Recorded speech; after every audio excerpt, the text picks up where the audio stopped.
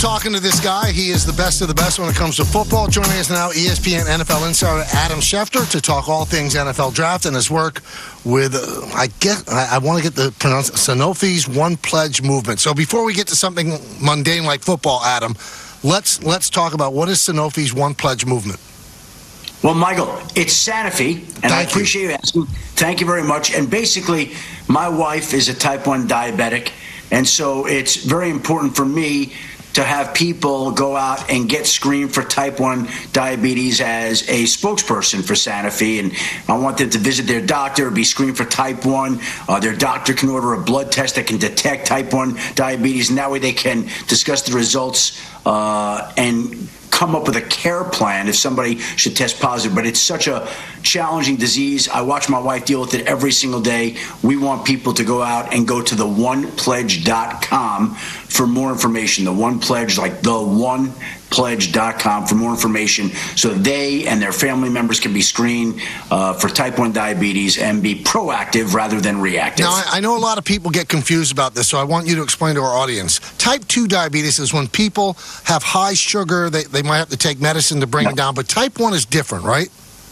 Type 1 is different. Type 1 is an autoimmune disease. And basically the best way to describe it is think of your body as a castle and think about the army inside the castle protecting the castle. Well, in this particular case, if you had type 1, it would be as if the army was fighting itself inside the castle, destroying the castle rather than protecting the castle. That's what it is. Type 1 is a much more severe form of it. It's a significant battle. And again, from watching my brave and courageous wife deal with this every single day, I know what it's like.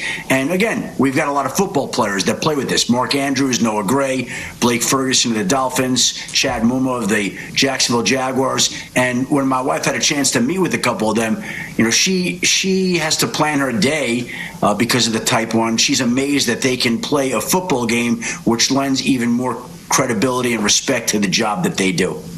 Now, when your wife got type 1, was she very, very young, or did it present itself later in life? Yeah, well, if you guys remember, she lost her husband on 9/11. Yes. And it is an autoimmune disease, and it can be stress-related, so you never know for sure, right? But because it is autoimmune, and because it can be induced by stress, she obviously went through a lot of stress, having lost her husband, having a 1-year-old child at the time, and a year after 9/11, she was diagnosed with type 1 diabetes. Adam, why do you think... So people get checked out. That's the most important thing. That's why Adam's talking today. Get checked out. Why do you think people are hesitant to get screened and check out that they have it? Just the fear of finding out officially they have it, or is it something that steers them away from wanting to get checked? Yeah, I think that's probably it, Dom. Basically, you don't want to know what you don't have. It's like kind of going to the doctor for a physical. It's just easier to put it off. Mm-hmm. And sometimes in this particular, it is so much better to get ahead of it when there are blood tests that can detect type 1 before there are any noticeable symptoms that arise, before insulin's required, before any serious complications occur. You can screen early. And, again, my wife and I, she's lived this on a daily basis, but I've watched it. I've had a up-close seat to it, and all I can tell you is if you can get out in front of it, you're much better served to do that, which is why we want people to go to the onepledge.com today. All right, now, and what it will be the most awkward transition of all time, the mundane aspect of the Jets and the Giants. Yes. Do you think either of these two teams are in for quarterback? I mean, the way we look at it, the Giants look like they would be. I think the Jets probably just want to get Aaron Rodgers what they could get him to help win right now. What's your feeling? What are you hearing? To me, both teams are in a similar position. Do I think that each one of them will address the quarterback position at some point in the draft? I do. Do I think the Giants are going to go and use the 6th overall pick on arguably the 4th quarterback at that time, when you'll have a chance to get 1 or 2 of the top wide receivers, 1 or 2 of the top offensive line?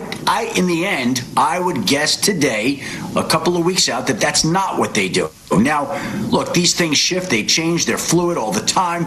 But if you're asking me today, 17 days out of the draft, what the Giants do at 6, I would say non-quarterback. That's my belief. Now, we'll see how it actually unfolds. I don't think the Jets are going quarterback at 10. Do I think the Giants would go quarterback as early as round 2 for the right guy? I do, depending on who's there. And it's just a question of where the value meets your pick at that point in time. Maybe this draft comes and goes without them taking a quarterback. In a perfect world, I think that they'd like to get one. I would also guess that it's not at 6. They could send out all the noise and smoke screens and do all the work they want to make people believe that, to want to try to trade up to 6, so that if they can't trade up to Arizona at 4 or the Chargers at 5, maybe the Giants are a pivot point at 6. But again, if you're 4, 5, or 6, are you prepared to bid farewell to Marvin Harrison Jr., Malik Neighbors, players like that to move back for compensation? Yes. But again, it's going to take a lot. The acquiring team's going to have to give up a lot. There's a lot that has to happen. Not to say it can't, but my guess would be that the Giants take a wide receiver or an offensive lineman. Now, either of these wide receivers, whether it's Harrison Jr. or Neighbors, are they enough to elevate whoever your quarterback is? Or do you run the risk of maybe having this kid die on the vine as you're waiting for your quarterback to develop or get them in the first place? Well, what I would say is this, that these guys are viewed as transcendent wide receiver talents. Like, these guys are highly respected in the personnel community. And I just think, if we think back to the types of seasons that great rookie wide receivers have had, we've seen rookie wide receivers come in and make a difference for any quarterback. And there are people out there who believe that Marvin Harrison Jr. is the number 1 wideout in this draft. And there are people who believe that Malik Neighbors is better than Marvin Harrison and is the number 1 wideout. It's really a question of what you want. Marvin Harrison is a little bit like, Larry Fitzgerald. Malik Neighbors, 6 foot, 200 pounds, runs a 4.35 40, really, really fast. A stick of dynamite is the way he's been described. Tyreek Hill-like is the way he's been described. And if you had a chance to get somebody like that, then that's awfully attractive, and that can make any quarterback, Daniel Jones, Aaron Rodgers, Michael Kay, Don LaGreca, anybody look better than they actually are. So we'll see where they go, but these guys are going to go high and have a chance to make an impact in their rookie years. Talking to Adam Schefter here on the Michael Kay Show. Sorry, Michael. Yeah, Adam, how are you observing the conversation around the Jets this year? Is there a belief in this league that they will be a competitive football team next year? Or do people sort of think, same old Jets, it's not going to work out one way or another? Well, could it be both, Peter? Could it be that it's a little bit of both? If we go back to a year ago when they traded for Rodgers, there was a lot of Jets excitement. There was a lot of Jets hysteria. They could be back. They could be going to the playoffs. I thought that they would be vastly improved with Aaron Rodgers. And 4 plays in, obviously, we know what happened. Blows out his Achilles, end of the season, and we never got to see what it was like. But go and look at all the players that they brought in. Tyron Smith, Mike Williams, Morgan Moses, John Simpson, Tyrod Taylor, Hassan Reddick, Isaiah Oliver, like Javon Kinlaw. They added a lot of talent to what was a good team. Now, are there injury question marks? 100%. Do we know that Tyron Smith can make it through a season? We don't. Do we know Mike Williams is going to be ready to start the season and be able to be healthy? We don't. There are a lot of question marks. And sometimes it feels like with the Jets, okay, well, what's going to go wrong? I remember with Mike Williams signing, one of my Jeff Friend's buddies texted me, oh, yeah, Tyron Smith is going to fall on him the first day of practice and something's going to go wrong. Like, that's just how Jet fans have been conditioned to think. But the flip side to that is this. If, and it's a big if these guys can stay healthy, if they could stay on the field, if a 40-year-old quarterback can get through 17 games, it's tantalizing to think what it could be like. We just don't know that any of these guys with injury histories, coming off significant injuries like ACLs or Achilles or whatever it may be, we don't know that they're going to be able to stay on the field if they can. If you told me today all those guys are healthy, I would say the Jets will be able to play with anybody in the AFC. But I don't know that all those guys are going to be able to stay healthy. It's asking a lot. And not to be all negative, but with the history of that team, you just feel like somebody's waiting to pull the carpet out from underneath you. You just feel that way. it seems like the music is stopped for the Jets in terms of dealing Zach Wilson. Everybody seems like they have their backup quarterback. Adam, is there any way they just keep him, or are they going to be forced to release him? No, I think in the end they'll trade him. I think it might take some time for a lot of reasons. Look, it's really not hard to come up with this value. We saw Mac Jones go for a 6. We saw Justin Fields go for a 6.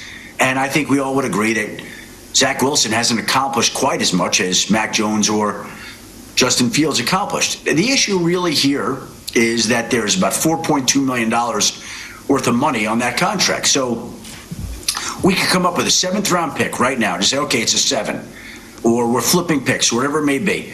The question is, what are we going to do about that money? It's $4.2 million.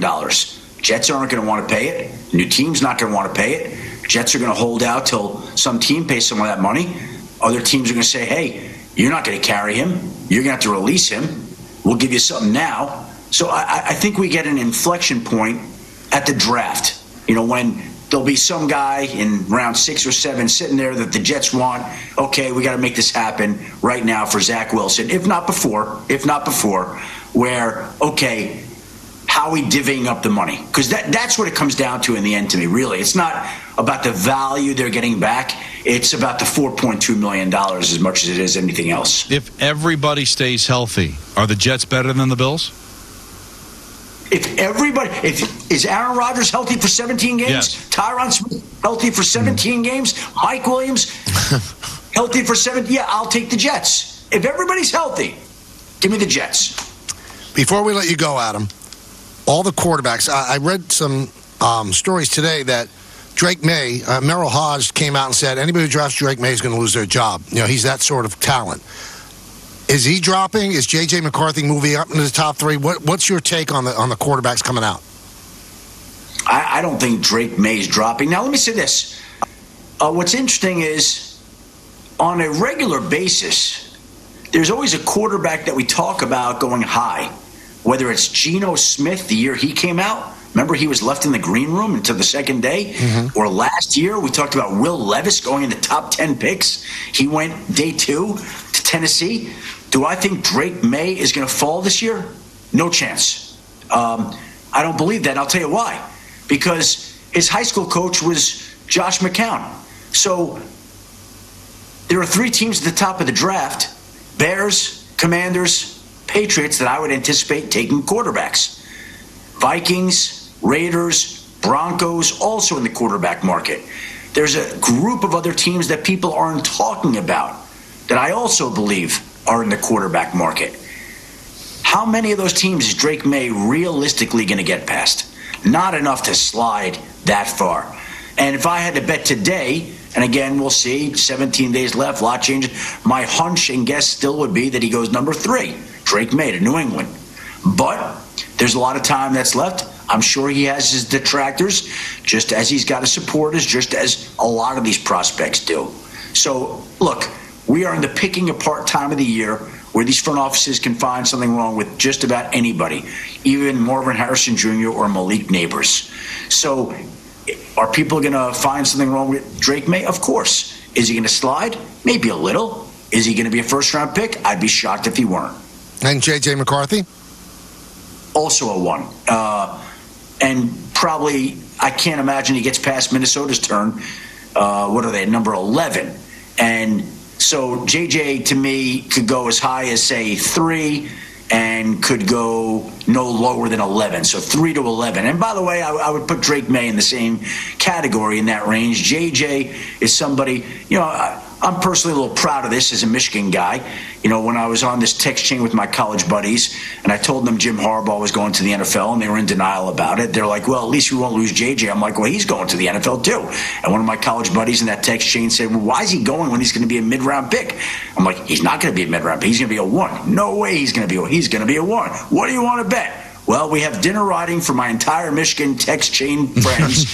J.J. McCarthy going in round 1. And I feel very confident that we'll be going out for a nice steak dinner, maybe somewhere in New York City, compliments of J.J. McCarthy being a first-round draft pick. All right, Adam, one more time. Everybody should screen for diabetes 1. Tell us again what they should do and what they should look into. Yeah, it's the One Pledge movement. Thank you for asking, Michael. More information is at theonepledge.com. We want people to visit their doctors, be screened for type 1 diabetes, order a blood test that can detect type 1 diabetes, doctors to discuss the results, come up with a care plan if you have it, but go to theonepledge.com for more information. Thank you very much for asking. Much appreciated. Oh, awesome. Thank you for coming on, Adam. Hope to talk to you soon. Thank you, guys. All right. That is Adam Schefter. We'll take some phone calls, 1-800-919-3776. Hey, to hit a home run, everything needs to line up.